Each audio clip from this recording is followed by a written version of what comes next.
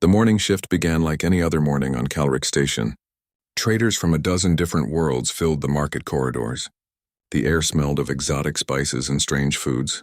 Children of various species played together in the garden dome, their laughter echoing through the transparent walls. Ambassador Vreen stood at the observation window of the diplomatic wing. Her moth-like wings folded neatly against her back as she sipped her morning tea.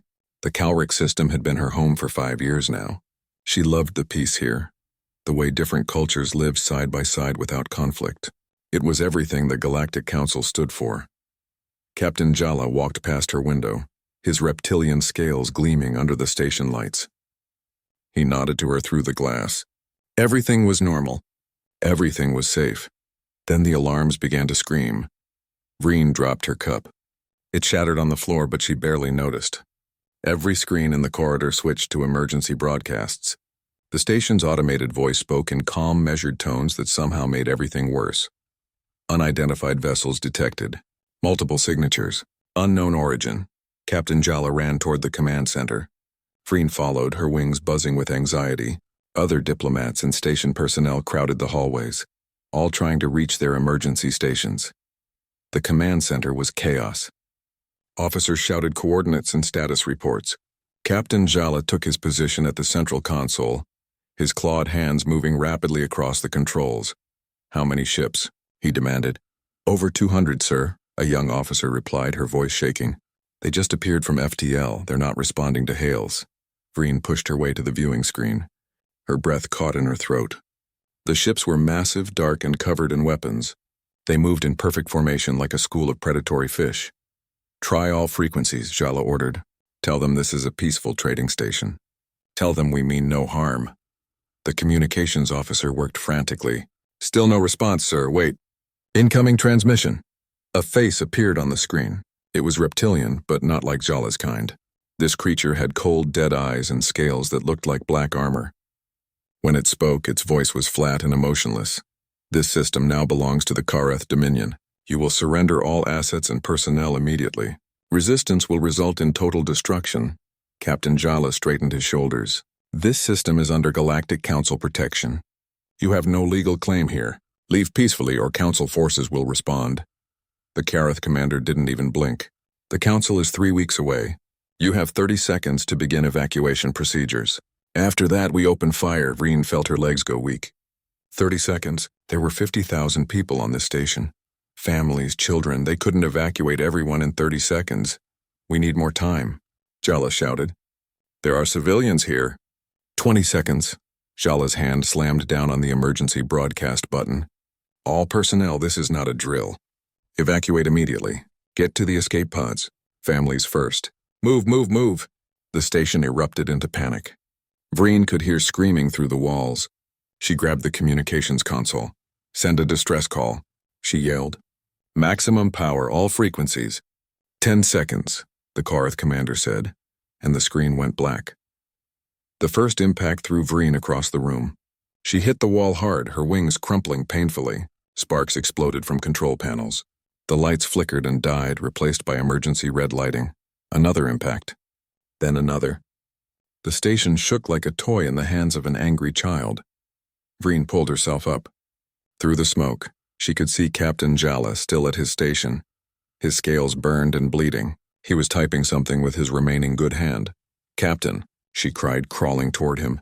"The beacon," he gasped. "Have to send the beacon." The quantum distress signal was the station's last resort. It could punch through jamming, through interference, through anything. It would reach every council station within 100 light years. But 3 weeks was too long. Everyone here would be dead by then. Jala finished typing and hit the transmit button. Then he collapsed. Vreen caught him, but she knew immediately it was too late. His eyes were already going dim. "Tell them," he whispered. "Tell them what happened here." Then he was gone. Another explosion rocked the station. Vreen looked at the console through her tears. The distress beacon was still transmitting. She pulled herself to the keyboard with her one good wing. She typed quickly, adding her own message to the beacon. She described the Kareth attack, their ruthlessness, their complete disregard for civilian life. She begged for help for anyone who could hear them. The ceiling began to collapse. Vreen hit the send button and rolled away just as a support beam crashed down where she had been standing. She ran through the burning corridors. Bodies lay everywhere. Some moved weakly, crying for help. Vreen tried to help where she could, dragging injured people toward escape pods. But there were so many, and she was just one person. The Kareth ships continued their bombardment. They were methodical, targeting life support systems, power generators, anything that kept people alive. This wasn't war. This was extermination. Vreen found herself in a maintenance tunnel hiding behind a twisted piece of metal. She could see through a crack in the hull. Kareth boarding ships were approaching, ready to take whatever the station had left. Her communicator crackled. It still worked somehow. She heard fragments of messages from across the station. Sector 7 is gone. Everyone's dead. My daughter. I can't find my daughter. Please, someone help us. Vreen closed her eyes and prayed to whatever gods might be listening. The distress beacon was still transmitting somewhere in the wreckage. She could hear its pulse on the emergency channels, but who would answer? The council was too far away. There was no one else in this region of space. No one except... She remembered something from her diplomatic briefings. There was a sector of space not far from here. A sector marked in red on all galactic maps. The label said Quarantine Zone 03 Deathworld Origin. Everyone knew the stories. A species so dangerous, so violent, that the council had forbidden them from leaving their home system. They came from a world so deadly that it killed most visitors within days. They were called humans, and they were monsters. But the distress beacon didn't discriminate. It transmitted on all frequencies in all directions. If the signal reached that quarantine zone, if those creatures received it, Vreen shook her head. Even monsters were better than the Kareth. At least monsters might fight other monsters. She activated her communicator one last time. This is Ambassador Vreen of the Lysarian Diplomatic Corps. If anyone can hear this, we are under attack. Calric Station is falling. Thousands are dead. The Kareth Dominion has come and they show no mercy. She paused, listening to more screams in the distance. Please, she whispered into the communicator. Someone, anyone, help us. Then the maintenance tunnel collapsed and everything went dark. Far away, in a distant corner of space, her message arrived at Earth. And Earth heard her cry. The distress signal reached Earth at 03:47 hours, Universal Standard Time. It arrived at the Terran Defense Headquarters in Geneva, where night shift operators monitored the quiet stars. Lieutenant Sarah Kim was half asleep at her console when the alarm sounded. Her coffee went flying as she jerked upright. The screen in front of her lit up with incoming data. Holy, she breathed, then grabbed her communicator. Commander, we have an emergency broadcast. It's a galactic distress beacon. Within 3 minutes, the command center was full of people. Within 10 minutes, Admiral Helena Voss stood in the briefing room, still buttoning her uniform. She was a tall woman with gray hair and scars that spoke of old battles. Her eyes were sharp as she studied the data. Play it, she ordered. The message from Ambassador Vreen filled the room. Her voice was desperate, terrified. The sounds of explosions and screaming echoed in the background. By the time it finished, every person in the room stood in silence.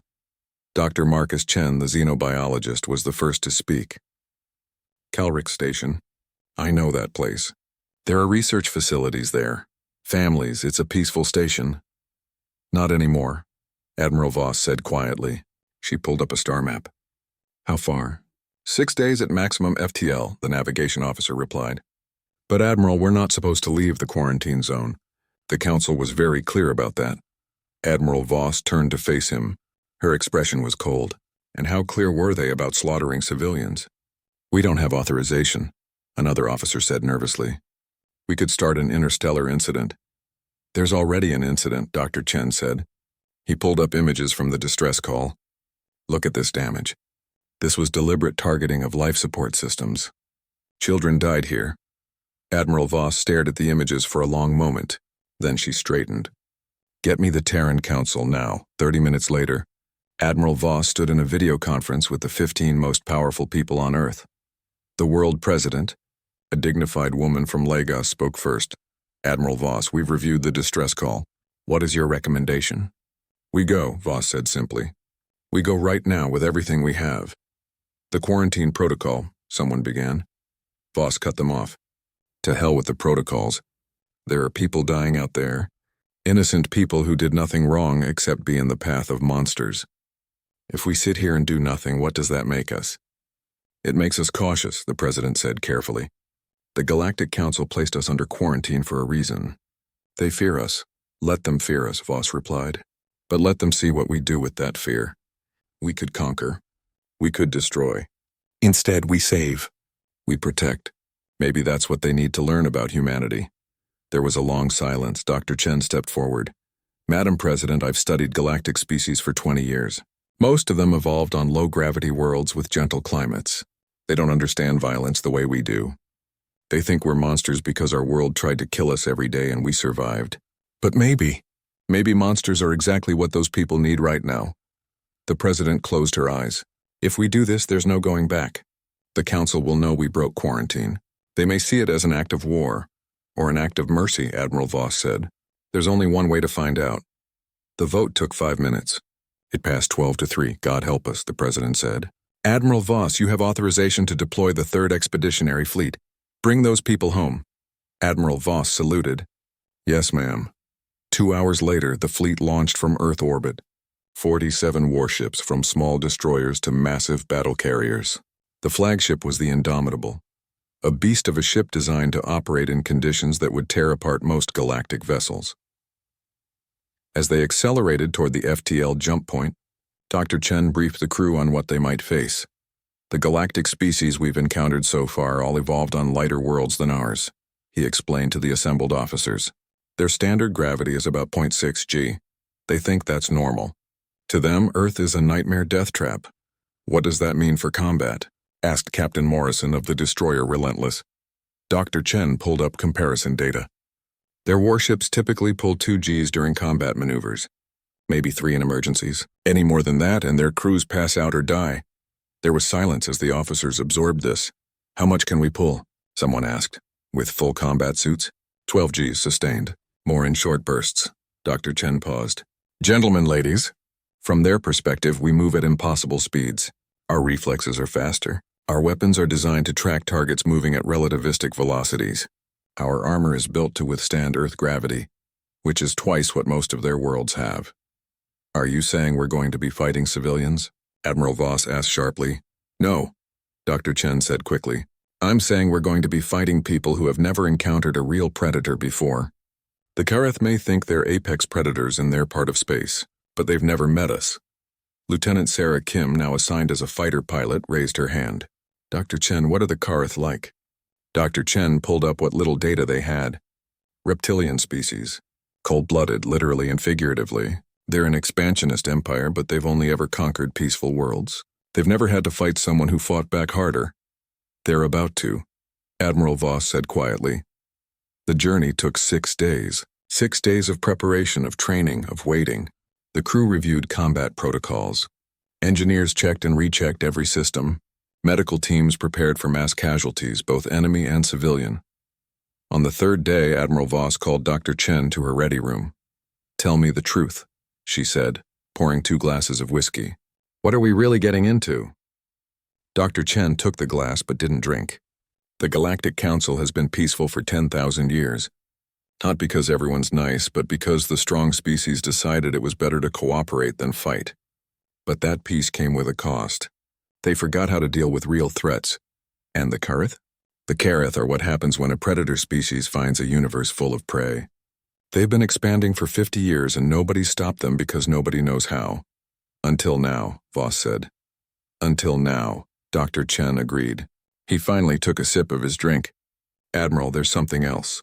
The Council isn't just afraid of our military capability. They're afraid of what we represent. We're the first species from a Category 12 death world to reach the stars. Every other Category 12 world either killed its inhabitants or prevented them from developing technology. Earth did neither. We're an anomaly. And anomalies are scary. Admiral Voss smiled without humor. Then let's show them what this anomaly can do. On the 6th day, they arrived at the edge of the Calric system. The sensors immediately picked up the destruction. Calric Station was a broken wreck. Kareth ships swarmed around it like flies on a corpse. All ships battle stations, Admiral Voss ordered. Her voice was calm, but everyone could hear the steel beneath. Stealth approach. Let's see what we're dealing with. They crept closer, using the system's asteroid belt for cover. The full scope of the disaster became clear. The Kareth had occupied the station. Survivors were being herded onto transport ships. Mining operations had already begun on the nearby planets. Count 237 Kareth vessels, the tactical officer reported. They're not even maintaining defensive formations. They think they've won. Admiral Voss studied the display. Then she opened a channel to the entire fleet. This is Admiral Voss. We came here because someone asked for help. Down there, on that broken station, are people who survived the unsurvivable. They held on, hoping someone would come. Well, we're here, and we're going to show those Kareth bastards what happens when you pick on someone under humanity's protection. All ships prepare to drop stealth. On my mark, we light them up. She paused, letting the tension build. Mark. 47 human warships dropped their stealth fields and powered up their weapons. On every Kareth ship in the system, alarms began to scream. The humans had arrived. Commander Thrak lounged in his command chair aboard the Kareth flagship Conquering Blade. The occupation of Calric Station had gone perfectly. The weak council species had barely resisted. Now his fleet was harvesting the system's resources while the survivors worked as slaves. Everything was proceeding according to plan. His second officer approached nervously. Commander, we're detecting unusual hyperspace signatures. Thrak didn't even look up from his report. Pirates? Send a squadron to deal with them. Sir, there are multiple signatures, and they're not in our database. That got Thrak's attention. He pulled up the sensor display. Several dozen ships were approaching the system, moving fast. The energy signatures were strange, more compact than standard galactic designs. Identify them, he ordered. The computer worked for several seconds, which was unusual. Finally, it displayed a result. Species human, origin Sol system, quarantine zone 003, Deathworld classification. Warning, limited data available. Thrak laughed. The quarantine species? The primitives the council locked away? He keyed his communicator. All ships prepare to engage unknown vessels. This should be entertaining. His weapons officer looked worried. Sir, the database says they're from a Category 12 world. That's the highest hazard rating. Their world is dangerous, Thrak said dismissively. That doesn't make them dangerous. Besides, look at the numbers. We have 237 warships. They have fewer than 50. This will be over quickly. Deep in the ruins of Calric Station, Ambassador Vreen huddled with other survivors. Her wing was still broken, wrapped in crude bandages. Around her, 24 aliens of various species sat in the darkness. They were all that remained of Sector 12. A Kareth guard walked past their prison area, and everyone fell silent. The reptilian soldier laughed at their fear and moved on. We're going to die here, someone whispered. Vreen wanted to argue, but she couldn't find the words. The council was too far away. No one else knew they were here. No one was coming. Then the lights flickered. Emergency power kicked in with a whine. Through the broken walls, Vreen could see the Kareth ships suddenly moving, forming battle formations. What's happening? Asked a young Verdantian, his bark-like skin cracked and dry. Vreen crawled to a crack in the hull. Her eyes went wide. Ships, there are ships coming. Council reinforcements? Someone asked hopefully. I don't know, Vreen said. I've never seen ships like these. The human fleet dropped out of stealth at the edge of weapons range. Admiral Voss stood on the bridge of the Indomitable, watching the Kareth fleet scramble to respond. Open a channel, she ordered.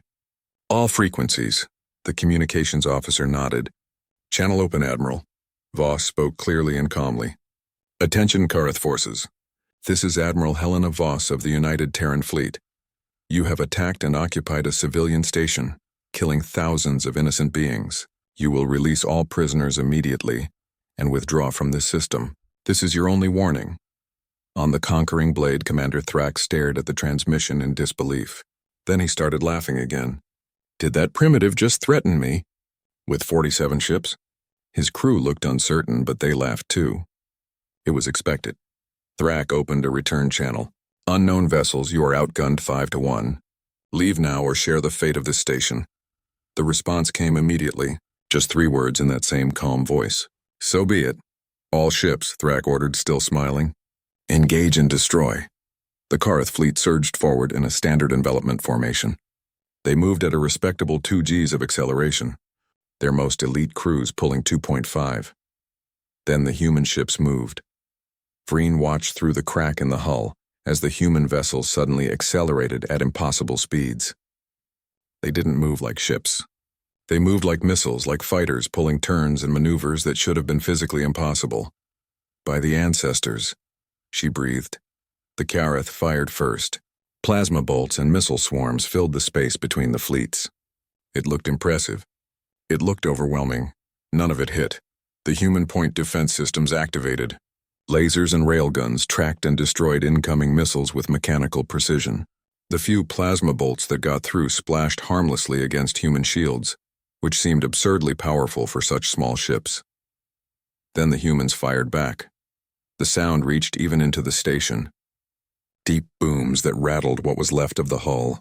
Vreen watched in awe as the human weapons tore through Kareth shields like they weren't even there. Railgun slugs moving at a significant fraction of light speed punched through armor, through hulls, through entire ships. A Kareth cruiser exploded. Then another. Then 3 more. Impossible, Thrak whispered, staring at his tactical display. His ships were dying and the humans hadn't taken a single casualty. What are they? His tactical officer's voice shook. Commander, their ships are pulling 12 Gs sustained. Our sensors show their weapons are designed for much faster targets than ours. And their shields? The power output shouldn't be possible for ships that size. How? Thrak demanded. Their homeworld has twice standard gravity, the officer read from the database. Their technology is built for conditions that would kill most species.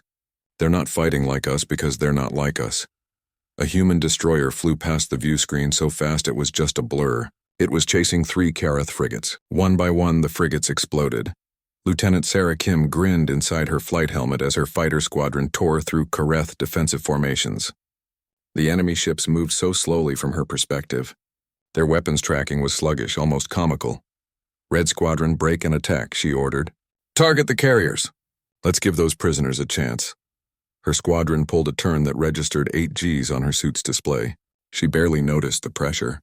Years of training in Earth's gravity had prepared her for worse. The Kareth fighters that tried to follow her blacked out. Their pilots couldn't handle the acceleration. They tumbled helplessly through space as her squadron roared past. 47 minutes after the battle began, Commander Thrak gave the order to retreat. He had lost 83 ships. The humans had lost nothing. Not one ship. Not even a fighter. Withdraw, he screamed. All ships, emergency FTL. Get us out of here! The surviving Kareth vessels turned and ran, jumping to hyperspace in random directions. They left behind their dead, their wounded, and the prisoners on Calric Station. Admiral Voss watched them go.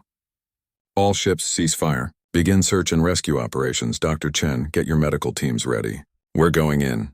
The Indomitable moved slowly toward the broken station. Marines assembled in the launch bays, checking their armor and weapons.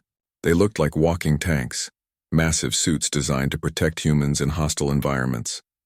On the station, Vreen and the other prisoners watched as human boarding craft approached. The craft attached to airlocks gently, not forcing entry like the Kareth had. A human Marine entered the prison sector. Vreen stared at the figure. It stood over 6 feet tall in its armor, carrying weapons that looked like they could destroy tanks. Behind its helmet visor, she could barely make out human features. The Marine scanned the room and its speakers crackled. We're here to get you out. Is anyone critically injured? The voice was female, surprisingly gentle for something that looked so terrifying. No one moved. They were too scared. The Marine slowly reached up and removed her helmet. A dark-skinned woman with kind eyes looked at them. She smiled. It's okay. You're safe now. My name is Sergeant Jackson. We're going to take you to our medical ships. Can you walk? Vreen found her voice. You came. You heard the distress call? Yes, ma'am, Sergeant Jackson said. We heard it, and we came as fast as we could. I'm sorry it took so long. You saved us, Vreen whispered. We thought we were going to die here. The sergeant knelt down, making herself smaller, less threatening. Not today. Come on, let's get you somewhere safe. More Marines entered, and they moved through the station with practiced efficiency. But what struck Vreen wasn't their military precision. It was their gentleness. They carried injured survivors carefully. They shared their water and rations. They called everyone sir or ma'am regardless of species. A medic treated Vreen's wing with sure, steady hands. This is going to sting a bit, the human said, applying some kind of gel. But it'll help with the healing. You'll be flying again in no time. Why? Vereen asked suddenly. Why did you come? Your people are in quarantine. You broke your agreement with the council. The medic paused, then smiled sadly. Because it was the right thing to do. That's reason enough. On the Indomitable, Admiral Voss stood at her window, watching the rescue operations. Dr. Chen joined her. The Kareth will be back, he said quietly. I know, Voss replied. And we'll be ready. The council is going to be furious. Let them be furious. Those people down there are alive because we acted. I can live with the council's anger. I couldn't live with their deaths. Dr. Chen nodded. You know what this means, don't you? First contact has been redefined. The galaxy thought we were monsters to be caged. Now they don't know what to think. Admiral Voss smiled slightly. Maybe they'll learn that monsters can choose to be heroes. The news spread across the galaxy at faster than light speed. Every news network, every government, every military command center received the same stunning footage. The quarantine species, the humans, had left their system, and they had destroyed a Kareth fleet. The Galactic Council convened an emergency session 12 hours after the battle. The council chamber was a magnificent structure on the neutral world of Axis Prime, a place where representatives from hundreds of species gathered to maintain peace. Today, that peace felt very fragile. Councillor Mirax, the ancient Verdantian who had led the council for 3 centuries, stood at the center of the chamber. His bark-like skin was worn with age, his branches moved slowly as he addressed the assembly. We are here to discuss the incident at Calric Station, he said, his voice like rustling leaves. The humans have violated their quarantine. They have engaged in military action without council approval. This is unprecedented. They saved thousands of lives, shouted Representative Krell, a mammalian species from the inner worlds. The Kareth were slaughtering civilians. That doesn't give them the right to break quarantine, argued Representative Moss, an aquatic being speaking through a translation device. The humans were placed in isolation for the safety of the entire galaxy. If we allow them to ignore that restriction, what's next? Councillor Mirax raised his branches for silence. Let us review the evidence before we judge. The council chamber dimmed. Holographic displays showed footage from the battle. The images came from surviving Kareth ships, from Calric Station's damaged sensors, and from long-range observation posts. The council watched in complete silence as human ships performed maneuvers that should have been impossible. They watched as human weapons tore through Kareth vessels with terrifying efficiency. They watched as a fleet of fewer than 50 ships destroyed or disabled 83 enemy vessels in under an hour. When the footage ended, no one spoke for a long moment. Finally, Representative Thora, a crystalline being whose species was renowned for military analysis, spoke up. I have reviewed the tactical data 3 times. The human vessels maintained 12 Gs of sustained acceleration during combat. Their point defense systems tracked and destroyed over 4,000 incoming missiles. Their weapons appear designed to engage targets moving at relativistic speeds. What does that mean? Asked someone from the upper galleries. Thora's crystalline form glowed with emphasis. It means they're not fighting at our level. They're fighting at a level we didn't know existed. Their technology isn't just different. It's adapted to survive on a world that actively tries to kill everything on it, and that makes it devastating in combat. Are they a threat to us? Councillor Mirax asked directly. Thora paused. They could be, but watch this section of the footage. The hologram shifted to show human Marines boarding Calric Station. The council watched as the armored soldiers moved through the wreckage with weapons ready, looking every bit like the warriors they were. Then they reached the survivors. The council watched as the humans removed their helmets. They watched as the soldiers knelt beside injured aliens, speaking softly, sharing supplies, carrying the wounded with surprising gentleness. They watched as human medics worked tirelessly to save lives, treating everyone from tiny Lissarians to massive Grenth without discrimination. That, Thora said quietly, is what the humans chose to do with their power. They protected those who could not protect themselves. The chamber erupted into argument. Some demanded the humans be punished. Others praised their actions. Some feared what humanity represented. Others saw hope. Councillor Mirax finally restored order with a commanding gesture. Enough! Before we decide anything, we should hear from those who were there. Ambassador Vreen of Lysaria has requested to address this council. She is currently aboard the human flagship. A holographic display activated. Ambassador Vreen appeared, her wings still bandaged but her eyes clear and determined. Behind her, the clean white walls of the Indomitable's medical bay were visible. "Counselors," she began, her voice steady. "I am Ambassador Vreen. I was on Calric Station when the Kareth attacked. I watched them slaughter thousands. I watched them target civilians deliberately. I sent the distress call myself, knowing the Council was too far away to help." She paused, gathering her courage. "I also watched the humans arrive. I watched them fight with a ferocity I didn't know existed, and yes, I was terrified. They move like predators. Their ships, their weapons, their soldiers. Everything about them is designed to survive and fight in ways we can barely comprehend."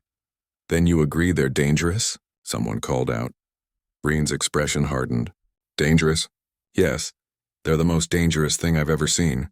But dangerous to whom? The Shareth attacked helpless civilians. The humans attacked the Kareth. Do you see the difference?" She took a breath. "After the battle, I watched those same terrifying soldiers remove their helmets and smile at children.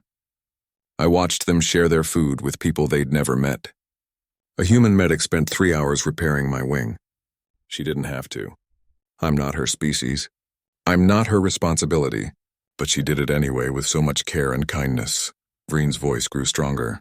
"You want to know if humans are dangerous? They are. They're dangerous to bullies and tyrants and anyone who preys on the weak. But to those who need protection, there's something else entirely. Their hope." The council chamber fell silent again. "Thank you, Ambassador," Counselor Marax said gently. "We will consider your words." The hologram faded. The council continued to debate, but something had shifted. The fear remained, but it was tempered now with curiosity, with respect, and for some, with cautious admiration. While the council debated, the humans continued their work. Calric Station couldn't be saved, but the survivors were evacuated to human medical ships. Ambassador Vreen spent her recovery time interviewing crew members, trying to understand these puzzling creatures. She spoke with engineers who explained how human technology was overbuilt for harsh conditions. She met pilots who described growing up under crushing gravity. She interviewed Marines who talked about Earth's history of wars and conflicts, but also of cooperation and sacrifice. Dr. Marcus Chen gave her a tour of the Indomitable. "This way to the observation deck," he said, leading her through corridors that felt too heavy, too solid. Everything on the ship was built to withstand forces that would crumple most galactic vessels. In the observation lounge, Vreen found something unexpected. A garden. Real plants, real grass, even a small tree. But everything looked aggressive. Thorns, thick bark, dense leaves. "These are earth plants," Dr. Chen explained. "They have to be hardy to survive our world. That grass, its roots go down 3 feet looking for water. That tree, it's adapted to survive fires, floods, and freezing temperatures." "Everything on your world is a survivor," Vreen said softly. "Yes," Dr. Chen agreed, "including us. We learned to work together because alone, we couldn't survive. We learned to protect each other because that's how packs work, and now we apply those same instincts on a galactic scale." Vreen watched earth plants sway in the artificial breeze. "The Council is afraid of you." "I know," Dr. Chen said. "But fear can go 2 ways. They can fear what we might do to them, or they can take comfort knowing we'll do it to their enemies." Several thousand light-years away in the heart of Kareth space, Empress Shara listened to Commander Thrak's report. The reptilian ruler sat perfectly still on her obsidian throne, her black scales absorbing the light. "You retreated," she said flatly. "Your Majesty, they destroyed 83 ships in 47 minutes. Our weapons couldn't touch them. Our ships couldn't keep up. They weren't just superior. They were like nothing we've ever faced. They are primitives," the Empress hissed. "Quarantined species. Yet they defeated you?" Thrak bowed his head. "They are predators, Your Majesty. True predators. We have conquered hundreds of worlds, but we've never fought someone who fought back with such ferocity." The Empress stood. "Then we will show them ferocity. Gather the war fleet. Every ship. Every weapon. We will crush these humans and make an example of them." "Your Majesty, I must advise caution. Their technology—" "I don't care about their technology," the Empress roared. "We have numbers. We have the full might of the Dominion. Gather 2,000 ships. We will overwhelm them with sheer force. No species can stand against those odds." Thrak hesitated, then bowed. "As you command, Your Majesty." As he left, the Empress stared at a holographic map of her empire. The humans had humiliated her forces. That could not stand. She would show the galaxy what happened to those who defied the Kareth Dominion. Back aboard the Indomitable, Admiral Voss received the intelligence report. 2,000 Kareth ships were assembling. They would reach Calrix in 9 days. She sat alone in her ready room staring at the numbers. 47 ships against 2,000. Even with human advantages, those odds were impossible. She opened a secure channel to Earth. "This is Admiral Voss. We need reinforcements. Every ship you can spare." The response came 12 hours later. Admiral Voss read it and smiled. "Every available ship is en route. Ida 7 days. Hold position. Humanity stands with you." She stood and looked out at the stars. The Kareth wanted a war. They thought numbers would win. 9 days. That's all the time they had before the Kareth war fleet arrived.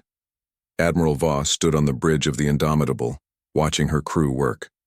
Around Calrix Station, human engineers had built a fortress. Weapon platforms floated in defensive formations. Missile satellites orbited in clusters. Sensor arrays watched every approach vector. Ambassador Vreen had refused evacuation. She stayed on the temporary station the humans had constructed from the wreckage, documenting everything. She recorded interviews with survivors, with human crew members, with anyone who would talk to her. The galaxy needed to see this. All of it. On the 7th day, the Terran reinforcements arrived. Vreen watched from the observation deck as human warships dropped out of FTL. 200 vessels, including the massive carrier Indomitable's Pride. The fleet was now nearly 250 ships strong, still outnumbered 8-1. But the humans didn't seem worried. Vreen requested a meeting with Admiral Voss. The Admiral received her in the briefing room, where holographic displays showed the approaching Kareth fleet. "Ambassador," Voss said, gesturing to a seat. The chairs were designed for human proportions, but someone had modified one for Vreen's smaller frame.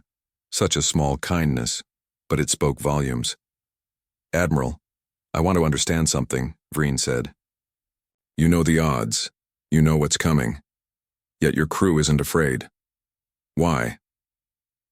Admiral Voss poured 2 drinks from a bottle on her desk. She offered one to Vreen, who took it cautiously. It smelled sharp, almost dangerous.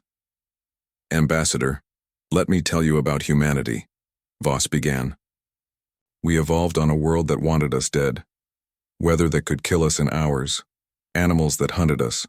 Diseases that wiped out entire populations. But we survived. Do you know how?" Vreen shook her head. "We worked together. A single human is weak compared to Earth's other predators. But a group of humans? We're unstoppable. We learned to coordinate, to sacrifice for each other, to never give up. Those instincts are written into our DNA." Voss took a sip of her drink. "We fought wars against each other for thousands of years. Terrible wars. We nearly destroyed ourselves more than once. But we learned. We learned that strength isn't just about destroying your enemies.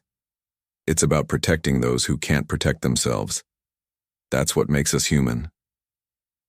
"But the numbers," Vreen began. "The numbers don't matter," Voss interrupted gently. "What matters is why we fight.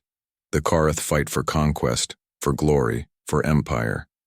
We fight for those people you're interviewing. We fight for children who deserve to grow up safe.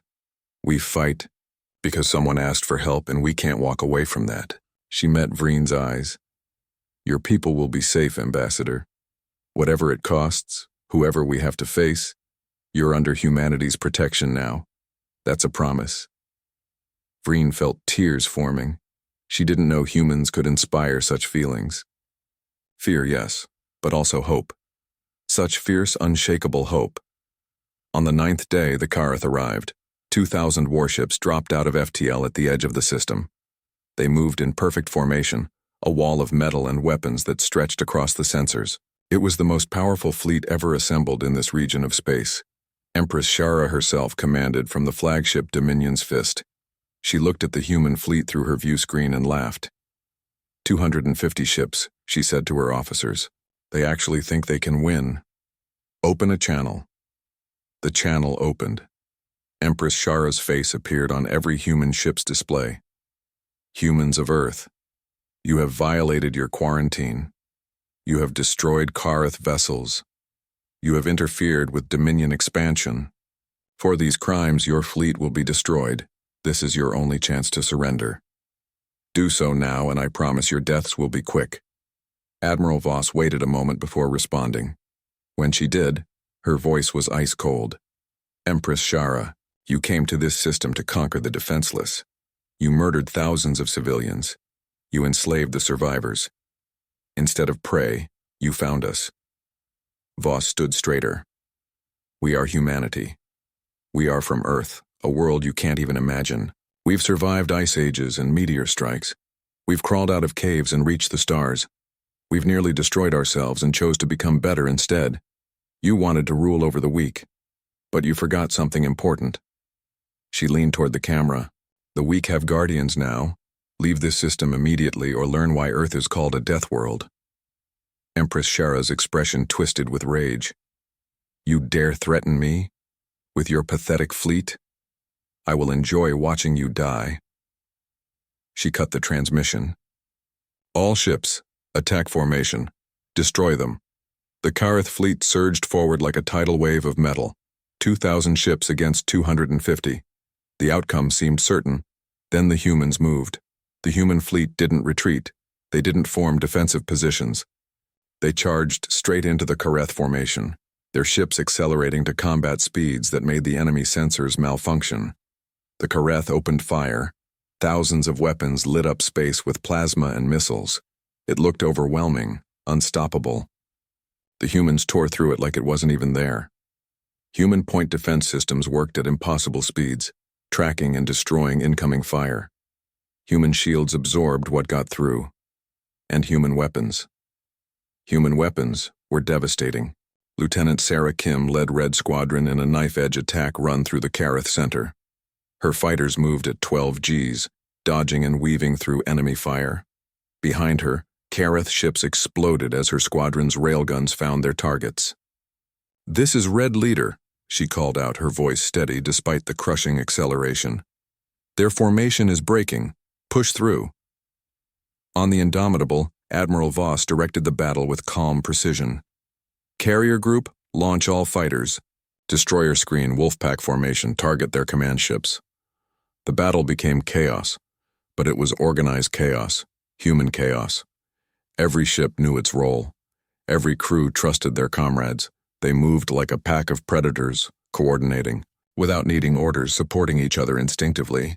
The Kareth, used to overwhelming weaker enemies, found themselves fighting something they couldn't comprehend.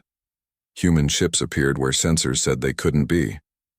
Human weapons hit from impossible angles. Human tactics made no sense until it was too late. Empress Shara watched her fleet die around her. Ship after ship exploded or went dark. Her officers shouted contradictory reports. Nothing was working. The humans were supposed to be outnumbered. They were supposed to be scared. Instead, they were winning. "How?" she whispered.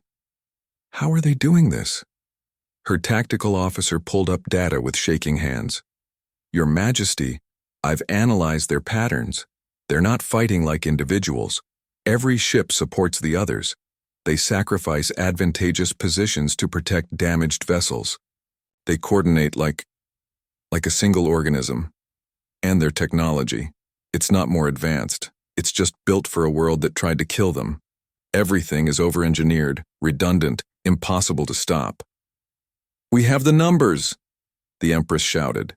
"Numbers don't matter if we can't hit them," the officer said quietly, "and they never miss." Then the impossible happened. The Galactic Cavalry arrived. Ambassador Vreen watched through the observation windows as new ships dropped out of FTL. Council ships, hundreds of them. Fleets from dozens of species, all converging on Calrix. On the lead council vessel, Councilor Mirax made a galaxy-wide broadcast. "This is the Galactic Council. The Kareth Dominion's aggression ends today. All council forces, support the human fleet. Show the Dominion what happens when they threaten innocent lives." The battle turned into a rout. The Kareth fleet, already struggling against the humans, broke completely when the council ships arrived. Empress Shara's vessels began to surrender or flee in every direction. On the Dominion's fist, the Empress stared at the tactical display in shock. Her empire, her invincible fleet, was being destroyed by primitives in the council species she'd dismissed as soft and weak.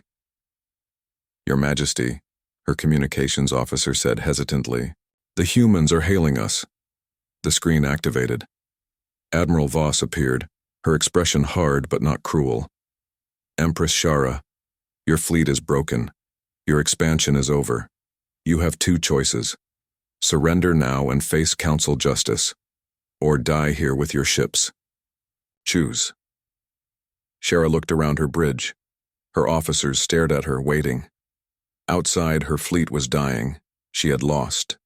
The mighty Kareth Dominion had been defeated by species they'd considered beneath them. She closed her eyes. "We surrender." The battle ended. The Kareth fleet powered down its weapons. Council vessels moved in to secure the prisoners. Human ships began recovery operations, searching for survivors from both sides. Ambassador Vreen watched it all from the observation deck. Dr. Chen found her there, staring out at the aftermath. "It's over," he said gently. "You won," Vreen replied. "Against impossible odds, you won." "We all won," Dr. Chen corrected. The council came, different species working together. That's the future, Ambassador. Not conquest, not fear, cooperation. 3 days later, Ambassador Vreen stood before the full Galactic Council. This time, she wasn't on a hologram. She was there in person, her wing healed by human medicine. Admiral Voss stood beside her, representing humanity. Counselor Mirax addressed them both.